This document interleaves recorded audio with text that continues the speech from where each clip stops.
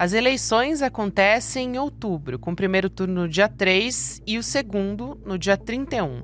As pesquisas até agora mostram que Lula continua favorito para se reeleger, mas a vantagem para os adversários diminuiu num eventual segundo turno. Isso mesmo sem a direita ter definido oficialmente o candidato.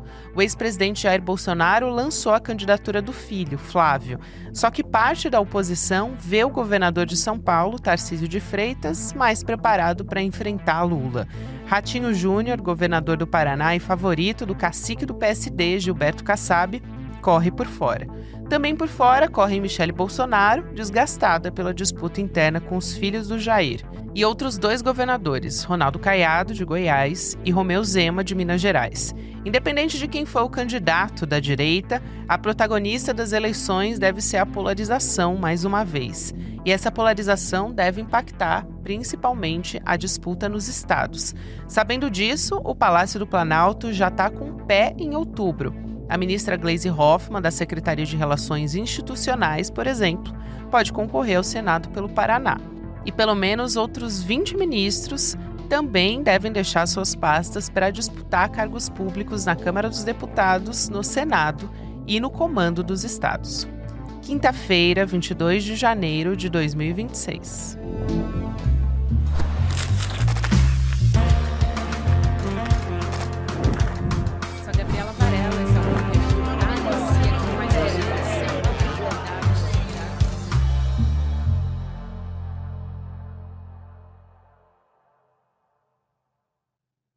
Olá, seja muito bem-vindo, seja muito bem-vinda. Eu sou a Gabriela Varela, está começando mais um videocast em detalhes. E aqui de segunda a sexta-feira, a gente analisa uma temática, uma notícia importante do momento. Hoje a minha conversa, o meu convidado é o diretor executivo do Instituto de Pesquisa Locomotiva, que é o João Paulo de Rezende Cunha, vindo aqui pela primeira vez no Em Detalhes. Seja bem-vindo, João. Obrigado pelo convite, Gabriela, é um prazer estar aqui no programa, tentando trazer um pouco, dividindo com vocês o que a gente tem de resultados das pesquisas do Instituto Locomotiva e contribuindo para olhar para o cenário aí, eleitoral desse ano. E a gente tem muito que olhar nesse cenário eleitoral, João. Inclusive, ele tem, vamos dizer, dado sinalizações, termômetros no dia a dia. Está muito incerto ainda. O que a gente tem de momento foi o Tarcísio de Freitas não visitando o Bolsonaro, que era uma expectativa, era nesse encontro que o Jair Bolsonaro ia preparar o Tarcísio para apoiar a candidatura do Flávio Bolsonaro, que foi o escolhido do Jair para ser o candidato da extrema-direita. O Tarcísio já se manifestou publicamente até agora, sem muito afinco, mas já deu a sinalização para a direita que ele também poderia continuar sendo o presidenciável, o candidato viável da direita. Segundo a CNN, apuração mais recente, o governador sinalizou que só vai fazer um gesto mais explícito, vamos dizer assim, de apoio ao Flávio a partir de abril, que é quando realmente tudo vai estar definido. Então, ele já teria tomado uma decisão definitiva até sobre o próprio destino político dele. Então, eu te pergunto um pouco sobre esse cenário para a extrema-direita, João, porque o que pode acontecer se o Tarcísio irritar o padrinho político dele, o Jair Bolsonaro? Porque o PL, já nos bastidores, tem demonstrado uma insatisfação com o cancelamento dessa visita, né? Pois é, Gabriela, primeiro, é importante a gente situar, né, que nesse momento, ainda no começo do ano, esse é um debate que ainda chega muito pouco no eleitor médio. Tá? Se a gente olhar para os dados que a gente tem coletado, 2/3 dos eleitores brasileiros ainda sequer conseguem nomear espontaneamente um nome que eles pretendem votar na eleição presidencial, olhando para presidente, né? Imagina para os demais cargos. Então, isso é uma discussão que, por enquanto, está passando muito longe do eleitor médio. Ainda não é um tema que a população está parando para pensar no seu dia a dia. Então, por enquanto, esse acaba sendo um tema muito mais de disputa das elites políticas e também, enfim, de um público ali mais informado, que acompanha, né, o cotidiano, mas que não representa o eleitor comum brasileiro, né? Então, só para situar um pouquinho em que contexto esse debate acontece, né? Ainda não é dentro do dia a dia do eleitor médio. Fazendo partindo dessa premissa, né, é claro que esses debates, essas definições são muito importantes, né, para o contexto geral, pensando ali nessas definições das elites políticas. O que a gente percebe é que a direita está um pouco em uma sinuca de bico, porque ela depende, sim, do bolsonarismo, né, para ter um candidato que comece a eleição já com um patamar de votos elevado. Isso é o que a indicação do Bolsonaro permite, né? Qualquer que seja o candidato dele, será um candidato que vai iniciar a eleição com muita força. Ao mesmo tempo, a proximidade com o Bolsonaro vai ser justamente aquilo que também pode colocar um teto para esse candidato. E vai ser um problema, pode ser um problema lá para frente, lá no segundo turno. É muito interessante a gente olhar para esse cenário, porque houve uma mudança a partir do momento que o Jair Bolsonaro foi preso também. E eu me pergunto, já ouvi alguns analistas políticos falando sobre isso, sobre o ativo político Jair Bolsonaro preso, né? Porque hoje seria uma derrota nas urnas no cenário que tem se colocado de pesquisa eleitoral mesmo. Então, mesmo Jair Bolsonaro, agora ele foi retirado, porque está inelegível, até já estava antes, mas agora ele está fora realmente da disputa política, formalmente, então foi retirado das pesquisas eleitorais também. Mas era o único que conseguia, de alguma maneira, rivalizar com o presidente Lula. Hoje, o que acontece é que Lula está se colocando como vitorioso em todos os cenários. Até saiu uma pesquisa hoje falando especificamente da pesquisa, aliás, vou reformular aqui, porque hoje vai para o ar amanhã, né? Então, vou só reformular essa parte.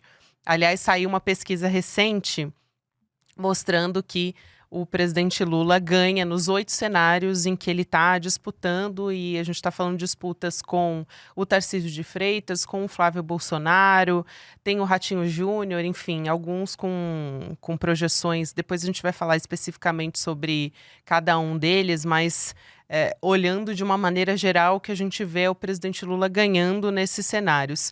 Mas qual que é o papel do Jair Bolsonaro como cabo eleitoral? Porque publicamente ele não tem se pronunciado mais, e isso também era algo que mexia muito com as manchetes, então falava muita besteira também, enfim, falava de ditadura da toga. O diálogo hoje que se coloca é de uma perseguição política por parte da extrema-direita, porque o Jair Bolsonaro está preso. Então a pergunta que eu quero te fazer é a seguinte: se o Jair Bolsonaro vale mais para a extrema-direita hoje, que está polarizada, enfim, que está, na verdade, fragmentada, se ele vale mais preso ou se valia mais como ativo político quando estava solto, quando podia dar declarações, e enfim. Sobre o peso do Bolsonaro, tem várias formas, né, que diferentes institutos têm tentado medir, né, o peso direto. Qual que é o tamanho do eleitor cativo do Bolsonaro? Qual que é o tamanho do eleitor fiel do Bolsonaro? Né? Aqui na Locomotiva, a gente desenvolveu também uma segmentação do eleitorado, e esse núcleo que a gente chama aqui de um núcleo bolsonarista convicto, ele tem mais ou menos 18% do eleitorado brasileiro. Né? São os eleitores que votaram no Bolsonaro nas 2 últimas eleições e não se arrependem desse comportamento. Né? Não, mesmo depois dos 2 mandatos, continuam fiéis. Né? Ou seja, é um segmento que foi fiel do ponto de vista eleitoral nos últimos ciclos e continua convicto. Bem, 18%, né, estamos falando aí de quase 20% do eleitorado, é um contingente importante, né? Sobretudo no início. Isso é o que faz com que absolutamente qualquer candidato com o nome Bolsonaro, né, tenha um recall elevado e já parta, né, tendo um voto muito cativo desses quase 20% que são fiéis a ele.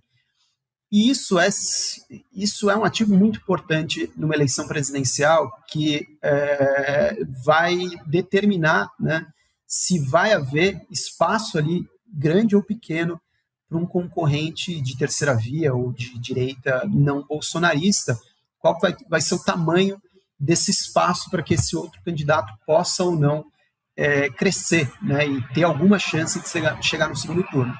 Então, o peso do apoio do Bolsonaro é um peso grande, né? Sem dúvida nenhuma, é um peso muito relevante, né, para esse início da disputa presidencial, né? Ao mesmo tempo, é importante a gente situar que são só 18% o eleitorado fiel, e não à toa, né, o Bolsonaro também é uma figura que tem uma rejeição muito elevada, continua sendo uma figura com altíssima rejeição.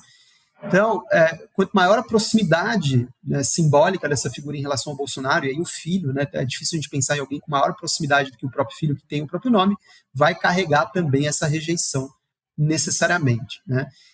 71% do eleitorado brasileiro não tem um alinhamento convicto nem com o bolsonarismo, nem também, por outro lado, com a esquerda de uma maneira mais fiel, né? 71% do eleitorado brasileiro, nessa segmentação que a Locomotiva desenvolve, é um eleitor que a gente chama de pendular, né? Um eleitor que está em disputa. Ele pode ser inclinado à direita, ele pode ser inclinado à esquerda, mas ele não é o eleitor cativo, né? Isso vai ser determinante não só para as alianças e para as escolhas eleitorais do bolsonarismo, mas também para as escolhas eleitorais do candidato do governo, né? Do PT, do Lula e também das demais escolhas. Sobre a força, né, do Bolsonaro preso ou solto, né, é importante a gente colocar aqui a parte positiva e a parte negativa, porque eu acredito que aqui não tem uma resposta única, tá? Se ele é melhor, se é melhor para ele, se ele é um ativo mais valioso, solto ou preso, né? Por um lado, é claro que ele estando preso, isso limita bastante o tipo de recurso que ele pode trazer do ponto de vista de presença, de viagem, de gravação, etc. Ao mesmo tempo, né, em se tratando do Bolsonaro, isso também, né, isso não deixa de ser uma possível fonte menor de ruídos que ele tradicionalmente causa, né? Ele é uma figura muito pródiga em produzir polêmicas, em também dar declarações ali um pouco destrambelhadas, tá? E o próprio fato dele estar preso e com uma construção, né, da parte do seu campo de fragilidade, né, de fragilidade de saúde, de fragilidade mais geral, isso pode também trazer uma ligeira redução daquela percepção de agressividade que foi decisiva também para a derrota do Bolsonaro na eleição de 22. Né? Então, ele era uma figura que fazia questão de ter um discurso bélico, né? Um discurso agressivo, e inclusive com um vocabulário muito agressivo, que era percebido como desrespeitoso e inapropriado por boa parte da população brasileira. Tá? Então, nesse caso, ele estando preso, né, a sua capacidade também de produzir esse tipo de aversão vai reduzir, né, e essa fragilização da imagem dele, que vem sendo construída, né, pelo entorno, pode ser um elemento de reduzir marginalmente aquele incômodo, né, que a imagem dele gerava em parte do eleitorado. Eu queria olhar primeiro para o cenário do Paraná. Por quê? Porque tivemos a notícia de que a Gleisi Hoffmann deve disputar o Senado no Paraná. São 2 vagas, para estar pelo menos uma baixa aqui no governo, mas são 20 nomes que vão ter que ser preenchidos em ministérios, em pastas no governo federal. No Paraná, essa estratégia é para polarizar e colocar um nome forte como a Gleisi. A avaliação até do PT é que uma chapa com o deputado estadual, o Requião Filho, do PDT, como nome para o governo do estado, seria muito competitiva, e nas últimas pesquisas de intenção de voto, tem nomes da direita aparecendo fortes também. A Cristina Grêmio, por exemplo, que perdeu a prefeitura em Curitiba, eleição para a prefeitura, e tem aquele discurso também de combater o lavajatismo, porque tem o nome do Sérgio Moro forte na direita também, nessas pesquisas eleitorais para o governo do estado. E por que eu estou perguntando do Paraná, né? Porque tem uma frente importante ali no cenário nacional, que é os integrantes do partido, avaliando que essa chapa forte, eventualmente da Gleisi e do Requião, deixaria o Ratinho Júnior, o governador, também ocupado, porque ele precisa ter um sucessor nas eleições estaduais, né? E o Ratinho tem se colocado para ser um adversário do presidente Lula nacionalmente. Então, no âmbito regional, qual é a avaliação que você tem feito ali na região do Paraná? Depois a gente pode falar de São Paulo também, e tem outras regiões que estão sobressaindo nessas últimas semanas no campo da disputa para o governo. Pois é, Gabriela, o Paraná ele foi um campo, um estado difícil, né, para o PT em 2022. Então, o Bolsonaro teve mais de 60% dos votos, né, e tem uma escolha, que é a escolha que o governo e a estratégia eleitoral do governo está tendo, que se dá conta, né, que lidar com ela, que é exatamente a construção desses palanques, né, para esse ano, tanto para governador quanto para Senado, com esse dilema entre você apoiar candidaturas que possam ser candidaturas eventualmente mais de centro e que tenham maior chance de sucesso, ou então ter também candidatos que tenham maior disposição de disputar, né, as narrativas ali em torno da eleição presidencial, ainda que com menor chance de serem eleitas, né, em alguns estados que têm pendido mais à direita nos últimos ciclos. Essas duas estratégias vão ser centrais, né? Isso podemos discutir São Paulo também, que é um caso em que essa escolha vai se dar.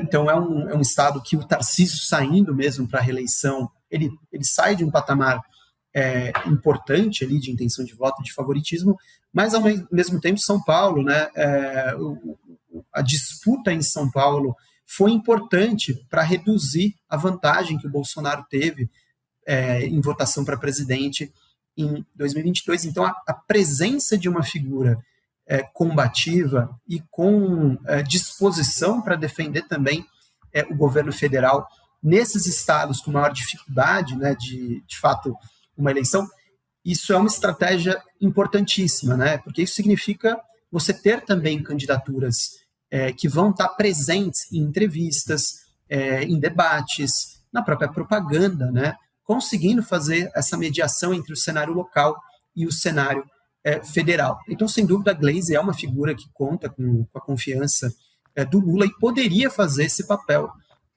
pelo campo da esquerda, né, no Paraná, com muita propriedade, uma figura que vai estar ali muito apta a defender o governo, a trajetória desse mandato do Lula 3, e impulsionar também, né, a candidatura dele, ainda que o cenário local possa ser talvez bastante desafiador, né? O mesmo vale aqui olhando para São Paulo. Isso, eu estava dando uma olhada numa apuração da CNN de quais siglas têm candidatos mais competitivos para o Senado Federal. E aí aparece em primeiro lugar o PL com 12, depois o MDB com 10, o PSD do Kassab com 9 e depois vem o PT com 8. Então é um cenário que mostra que somam mais candidaturas ao Senado por parte da direita e da extrema-direita. E é uma preocupação realmente do governo, principalmente, conseguir preencher mais candidaturas progressistas dentro do Senado, principalmente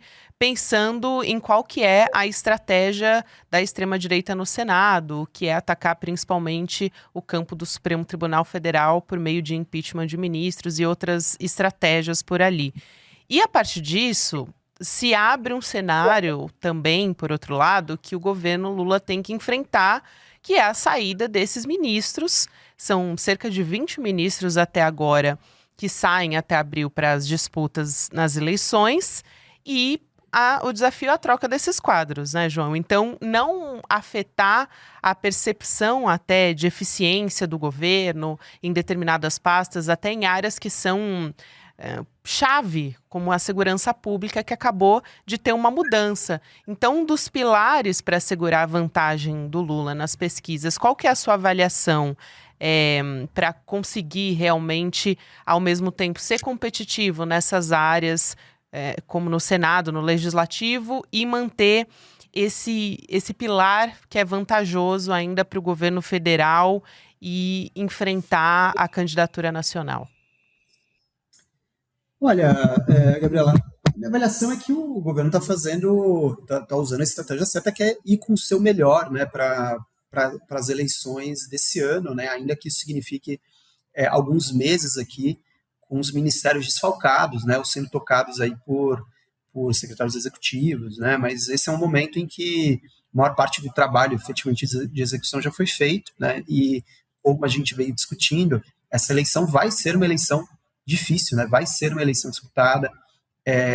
O Senado foi uma eleição desafiadora também para o PT nos últimos ciclos, né, você teve um crescimento importante do PL e da direita na bancada do Senado, que virou campo de disputa, como você disse bem, né, as pautas relacionadas ao judiciário. O Senado é a grande arena em que essas disputas têm se travado. Então, na minha avaliação, o governo não tem escolha a não ser ir com o seu melhor mesmo para disputar tanto o Senado quanto as eleições para governador, né, para ter ali palanques importantes. Em relação à disputa presidencial, é o que a gente estava falando, né? Hoje os candidatos da direita, eles têm, em geral, muita força local, né? São, em geral, candidatos que vão ter força em alguns estados, mas ainda são muito desconhecidos, né, nas outras regiões.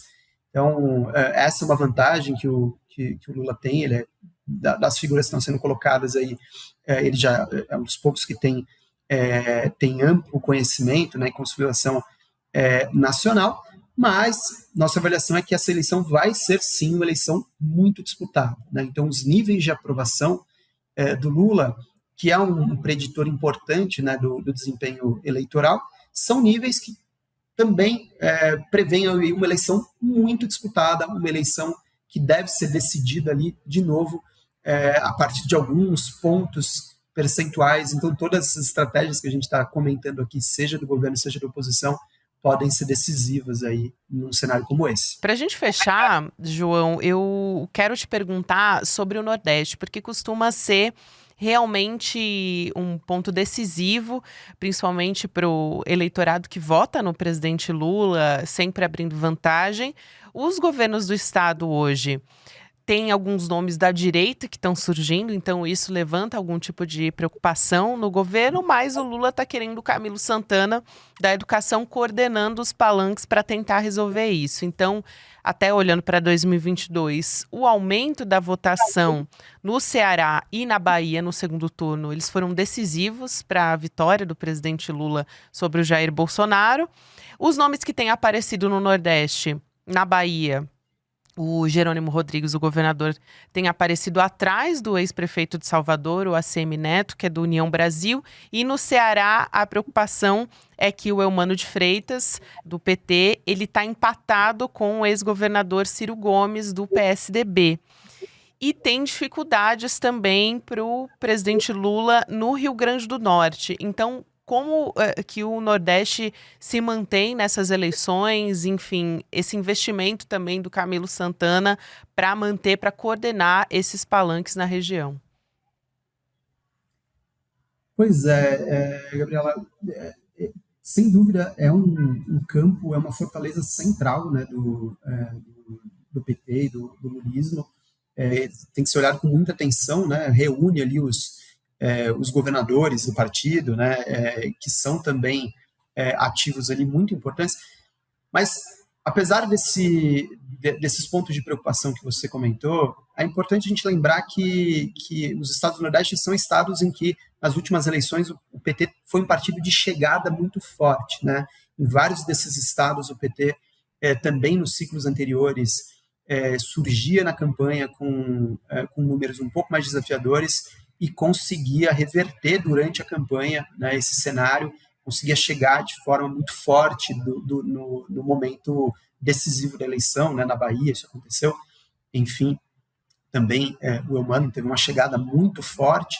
Então, esse é um ponto que, por enquanto, né, a gente ainda olha pensando nessa trajetória nas últimas eleições como uma região, como estados em que o PT tem tido uma chegada muito forte também com a vinculação, claro, do nome do Lula, né, colocado ali na eleição e como um puxador de votos fundamental, né, para os governadores e também para outras candidaturas nos estados do Nordeste. Então, sem dúvida nenhuma, as escolhas têm que ser feitas com muito cuidado, né? Esses cenários, de certa forma, preocupam, mas a trajetória recente é que, durante a campanha, o PT consegue mobilizar muito fortemente o eleitorado dessas regiões e acaba tendo uma chegada, muitas vezes, mais forte do que foi previsto originalmente, né? Claro, vamos ver se nesse ciclo eleitoral essa tendência se repete, mas isso aconteceu, né, em grande medida nos últimos ciclos.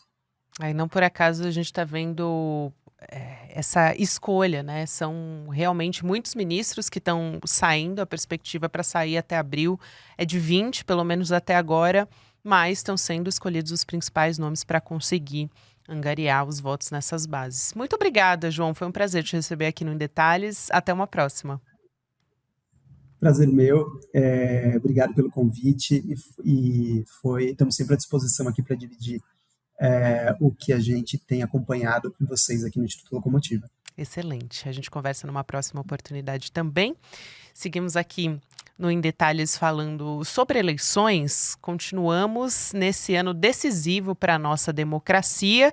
Aproveitando tudo que a gente já conversou aqui, vamos olhar para o que pensam os brasileiros. Nessa quinta-feira, pesquisa de opinião que o ICL promoveu e que vai ajudar a analisar os dados do que vem por aí. Mais de 10 mil pessoas de todo o país foram consultadas em diversas áreas, segurança pública, de política, a religião. Então, você acompanha os resultados aqui nessa quinta-feira, dia 22, às 8 horas da noite. Dá tempo de você se inscrever em icl.com.br/pesquisa. Não perde, porque isso vai ajudar a gente a expandir o pensamento e conseguir enxergar os pontos que estão aí, que são chave para as eleições neste 2026.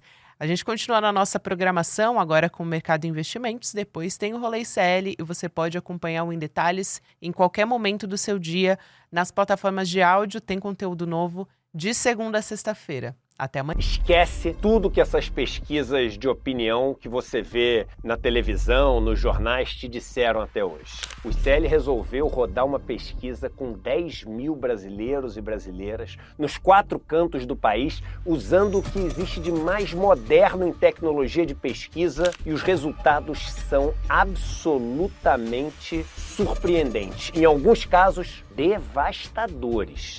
Não vai sobrar pedra sobre pedra no dia 22 de janeiro, uma quinta-feira, às 8 horas da noite, quando os resultados dessa pesquisa forem revelados. E é fundamental que a gente compreenda esses resultados para poder, no ano de 2026, um dos anos mais importantes da história do nosso país, a gente conseguir escolher o caminho certo, das estratégias que devem ser seguidas para a gente não viver um desastre eleitoral. Olá, eu sou a Juliana Baroni e tô aqui para te fazer um convite. Toda terça-feira às 19 horas tem o Precisamos Conversar, um programa de debates feminino. A gente tem que ver, tem que analisar. Ninguém tá querendo defender causas. Elas defendem algo até a página B. Foi mais ou menos uma cama. Aqui no Instituto Conhecimento Liberta e também nos canais do Eduardo Moreira. Então, você não pode perder. Um beijo, até lá!